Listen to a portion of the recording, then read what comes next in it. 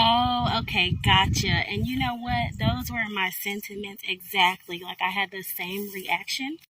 But I do, however, want to kind of touch on, why Shera's perspective, Shera, the lady, Shera 7, the lady whose video I stitched, her perspective and why she responded that way to the person, asking about her about relationship advice for when you run into a narcissist.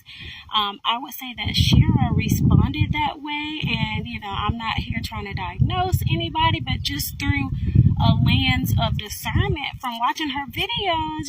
At first I'm like, oh wow, listening to her responses and the advice that she gave people, and I'm like, wow, I love her unbothered attitude. But then, like I said, through a lens of discernment, I'm like, well, her responses are starting to sound a little narcissistic. And I'm like, not just narcissistic, like, sis is really sounding like a narcissist herself. Come to find out, in some of her other responses, she'll admit it. She says, yes, people asked her, would you call yourself a narcissist or a sociopath? And she says she is both.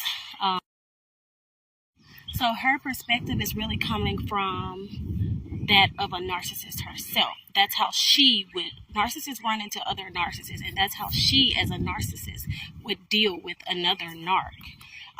They would compete with each other and try to show who's, the most dominant. So if her, as a female narcissist, if she were to get involved with a male narcissist, like her response in the video, she's going to try to be the better narcissist. She's going to try to be more toxic, more manipulative than him. But I think that's dangerous advice for someone who's not a narcissist, because those of us with actual empathy, you have to realize that they don't have empathy, and they'll go lower than low to where it becomes even dangerous. What I also need for especially younger women to understand, who may not be as experienced, when you do get to dealing with a narcissistic man, you do try to go there and compete with him. He's not going to give up. And you could cause what I mentioned, which is called a narcissistic injury.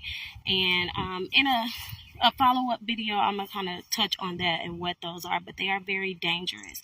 So you do not want to, try to manipulate the narcissist, try to lie to them, try to make them jealous and all those things, because they can't handle that type of treatment. They can't handle rejection and things like that, and it can become dangerous. I do feel like when dealing with the narcissist, you do have to shut off your empathy. So some tactics you have to use with discreet